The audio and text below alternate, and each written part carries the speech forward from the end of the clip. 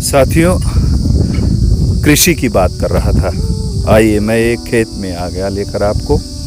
ये देखिए, ये है सूरजमुखी का फूल और इस पूरे खेत में कौशल जी दिखाएंगे कि सूरजमुखी की खेती की गई है।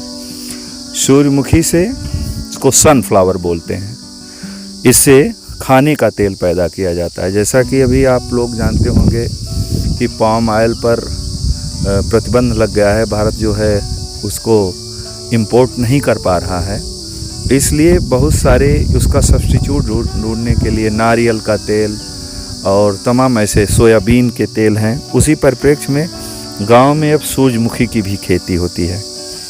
तो ये सूरजमुखी की खेती हमने आपको दिखाई।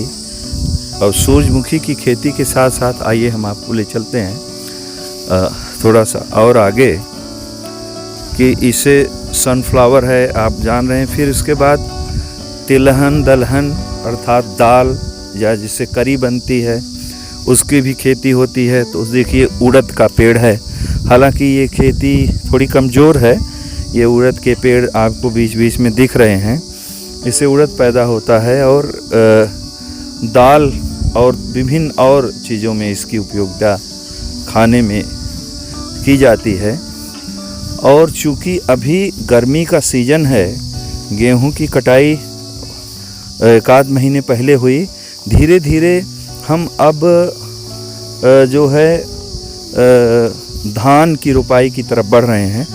साथियों, जैसा कि आप जानते हैं कि भारत में तीन फसलें उगाई जाती हैं, रबी, खरीफ और जायद। ये जो अभी गर्मी में है, गर्मी की फसल को हम जायद बोलते हैं। जायद माने एक्स्ट्रा, सप्लीमेंट्री।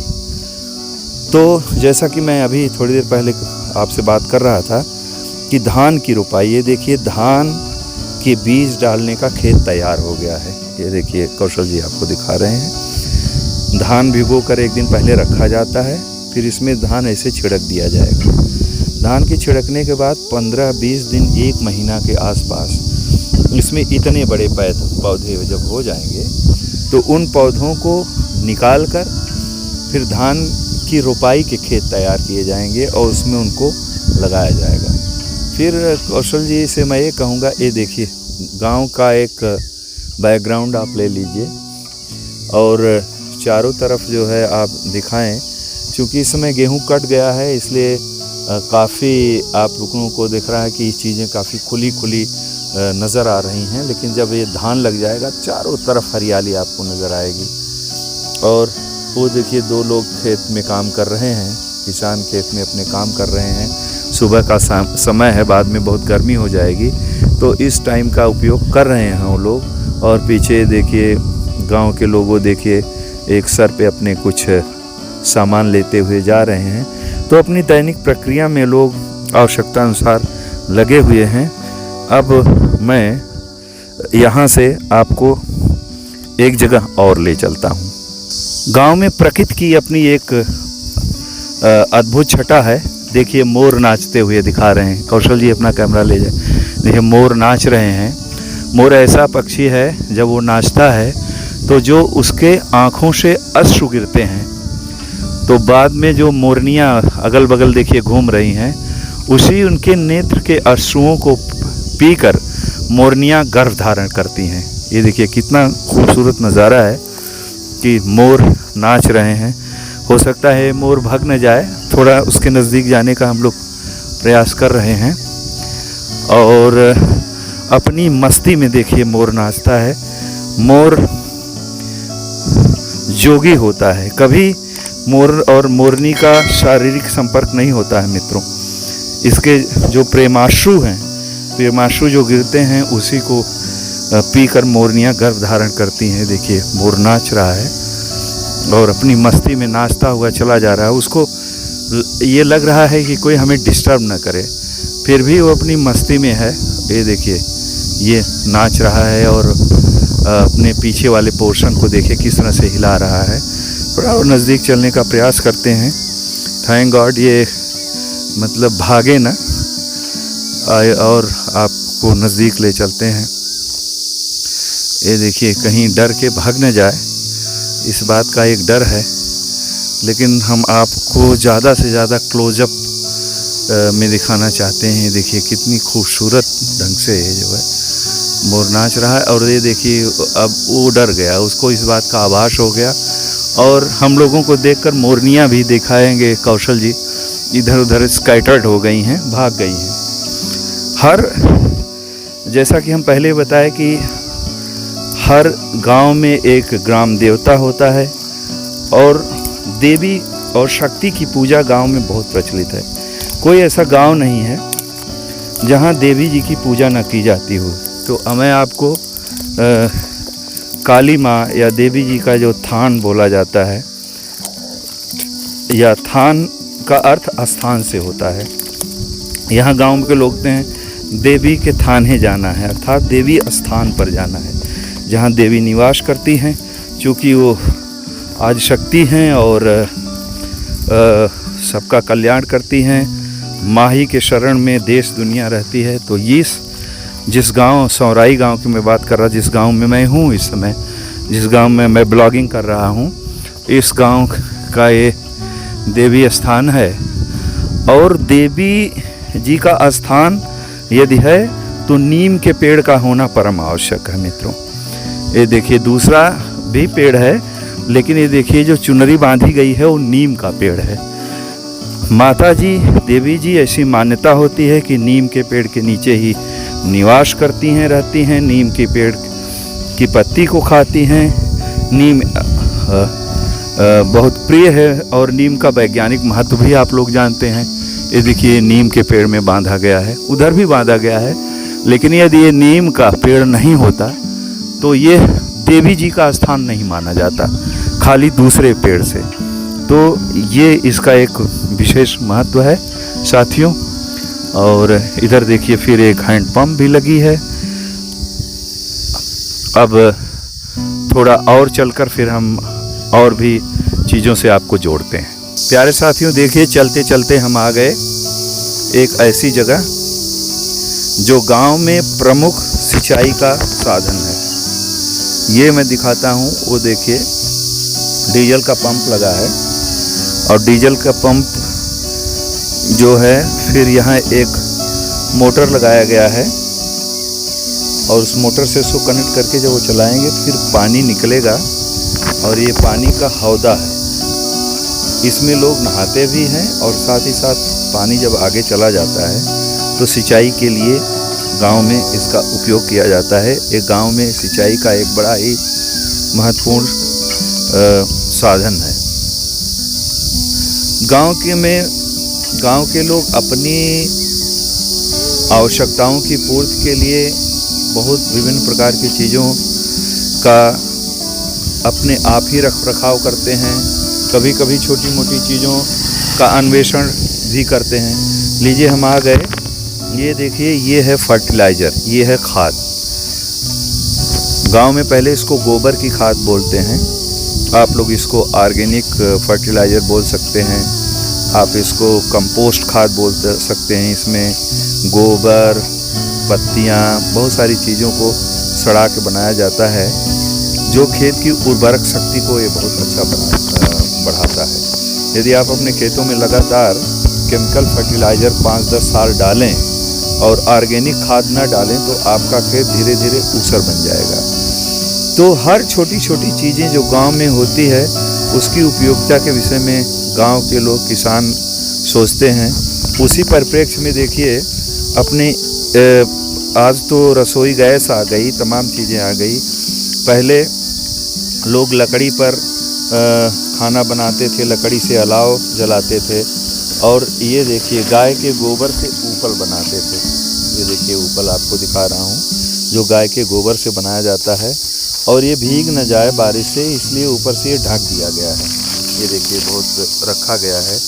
ये जो है ईंधन के रूप में भी काम आता है। साथ ही साथ ये बारिश के महीने में जब सारी चीज़ें भीग जाती हैं और जब रसोई गैस नहीं था तो इसका उपयोग करते थे। जाड़े के महीने में जो है अलाव जलाने के लिए इसका प्रयोग किया जाता था। इसका इतना बहुत उपयोग होता है क्योंकि इसकी जो आग होती है वो एकाएक ख़त्म नहीं होती है, वो थोड़ा ठहर के रहती है।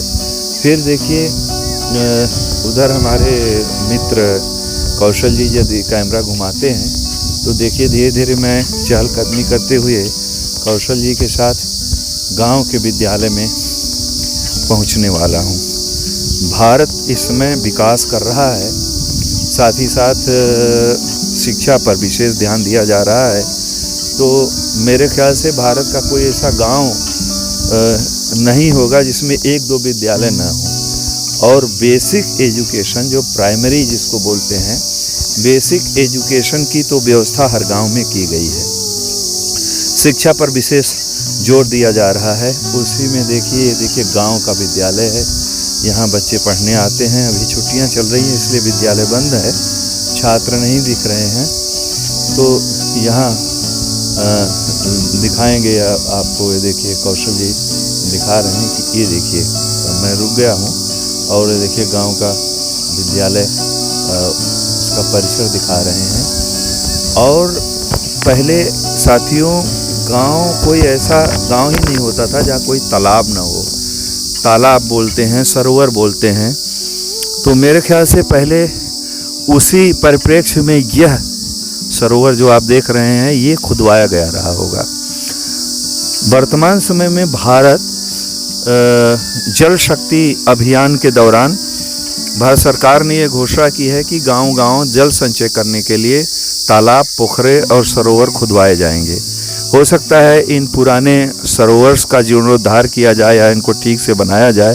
ये बड़ी अच्छी नीति है। बारिश के महीने में पानी को संचय कर लिया जाता था और जिससे पानी की जो विभिन्न उपयोगिता के रूप में इसको लाया जाता था। कहीं कहीं मछली पालन भी किया जाता था इसमें। और आज तो मछली पालन के अलग अलग केंद्र भी मौजूद हैं। ये भी गांव की एक खासियत। हर गांव में एक ग्राम्य देवता जरूर होता था। गांव के लोग आकर अपने उस गांव के देवता की पूजा जरूर करते थे और आज भी करते हैं। उसको डीह बोलते हैं कि हमारा डीह है। उसी परिप्रेक्ष्य में देखिए ये पीपल का पेड़ है जिसकी यहाँ पूजा होती है। और इस पीपल के पेड़ के पास गांव वालों ने एक छोटा सा भगवान शंकर का मंदिर बनवाया है, सिद्धेश्वर महादेव मंदिर सौराई। मैं आगे बढ़ता हूँ और कौशल जी देखिए दिखा रहे हैं कि सिद्धेश्वर महादेव मंदिर यहाँ स्थानीय पूजा होती है। किसी प्रकार का कोई धार्मिक फंक्शन हुआ या मन्नत हुई तो इस जगह पर गांव के लोग आते हैं, इकट्ठा होते हैं। यहाँ अवसान माई की भी पूजा होती है, दुख दुरिया माई की पूजा होती है। ऐसी जगहों पर इकट्ठा होते हैं, औरतें गीत गाती हैं। ये देखिए मंदिर है भगवान शंकर, ये स्वयंभू भगवान शंकर का मंदिर है, अपने आप प्रकट हुए हैं। तो ये देखिए कौशल जी आपको दिखा रहे हैं।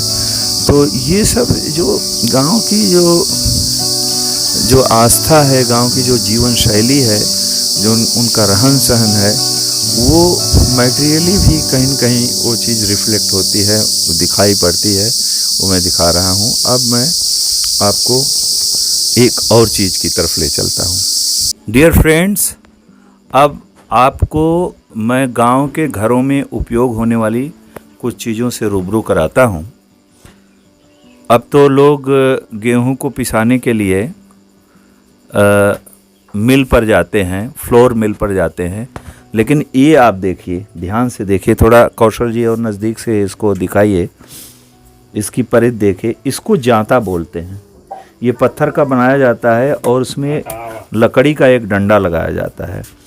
और ये जो प्लेस है, ये जो होल है, यहाँ से जो चीज़ आप पीसना चाहते हैं वो डाला जाता है और इसको घुमाया जाता है। इसको पूरी तरह से घुमाया जाता है। बैठकर औरतें घुमाती थी। सुबह के टाइम पहले उठकर जो है जांता पीसती थी और गेहूं से आटा बनाती थी। और चारों तरफ, इसके चारों तरफ वो जो पीसी हुई चीज़ निकलती थी। अब तो ये उपयोग में नहीं लाया जा रहा है, लेकिन यहाँ एक मेड़ी बनी रहती थी कि कोई भी चीज़ जैसे भी इसमें डालें और ये दूस पाउडर बन के निकलती है तो बाहर न जाए।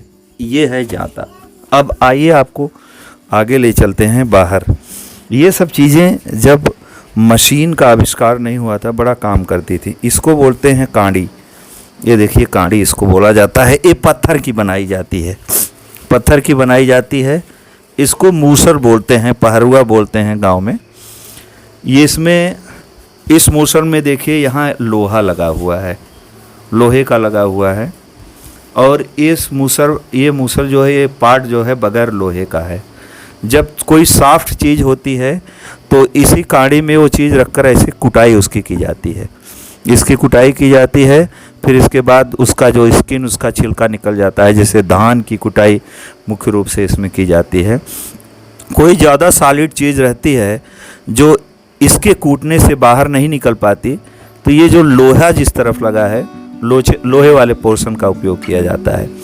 और इसमें इतना एक्सपर्टाइज होता है, औरतें मुख्य रूप से करती हैं, हम तो नहीं कर पा रहे हैं। ये तो मात्र अब खाली दिखाने मात्र के लिए रह गया, इसकी उपयोगिता ख़त्म हो गई है। लेकिन औरतों का इतना एक्सपर्ट रहता था कि इसको ऐसे कूटती थी और फिर अनाज ऐसे डालती थी, फिर कूटती थी, बाहर नहीं जाने पाता था। साथियों, अब ये देखिए, ये है खलबट्टा। ये है खलबट्टा गांव में। ये मसाला पीसने के काम में आता है। इसमें एक लोहे का या रहता है या लकड़ी का भी कर सकते हैं। इसके अंदर तमाम मसाला डालकर इसके अंदर जैसे इसकी कुटाई करते हैं। इसको जब कूट लेंगे तो फिर उसके बाद ये तैयार हो जाएगा। फिर मसाला तैयार हो जाता है और इसको खलबट्टा बोला जाता है। इन सब चीज़ों की उपयोगिता, इसकी तो थोड़ी बहुत उपयोगिता आज भी है, लेकिन इसकी उपयोगिता ख़त्म हो गई। साथ ही ये देखिए, बहुत अच्छे फॉर्म में नहीं है। जैसे हमने आपको दिखाया कि जाते में गेहूं डाला जाता है और आटा बनाया जाता है। ये सॉफ्ट चीज़ों के लिए, तिलहन दलहन के लिए इसका उपयोग किया जाता है। इसको मैं ऐसे खोल कर दिखाता हूँ। ये देखिए, ये 2 पोर्शन है। इसमें इसके होल में ये डाल देते हैं और यहाँ एक डंडे का बना रहता है, इसको घुमाया जाता है। इससे दाल बनाई जाती है। तो इसकी उपयोगिता इस प्रकार से रही। अब आगे गांव में पशुपालन का भी अपना एक महत्व है। दूध दही गांव के लोगों को बेहद शुरू से पसंद रहा है। धीरे धीरे आजकल के इस तकनीकी दुनिया में चीज़ें काफ़ी बदल रही हैं, लेकिन फिर भी देखिए, गाय रखी गई है, इसकी सेवा की जाती है। गाय को माता माना जाता है और इससे दूध आता है। गांव के लोग दूध का उपयोग ज़्यादा से ज़्यादा करते हैं। तो अपनी जीवन शैली की तमाम व्यवस्थाओं के लिए ये अपना कैसे उपयोग करना है, जीवन को कैसे चलना है, भोजन की कैसे व्यवस्था करनी है, जीवन का निर्वहन कैसे किया है, वो अपने अपने उपाय के अनुसार गांव के लोग अपने वो करते हैं। मुझे उम्मीद है कि आपको हमारा यह वीडियो अच्छा लगा होगा और अपने कमेंट्स ज़रूर दीजिएगा और हमारे चैनल को लाइक और सब्सक्राइब करिए। किसी प्रकार की इस वीडियो में कहीं कमी नज़र आई तो अपने कमेंट के माध्यम से हमको ज़रूर बताइएगा, क्योंकि मेरा पहला वीडियो है। आगे ऐसे ही तमाम वीडियो हम आपके साथ लाते रहेंगे। बहुत बहुत धन्यवाद।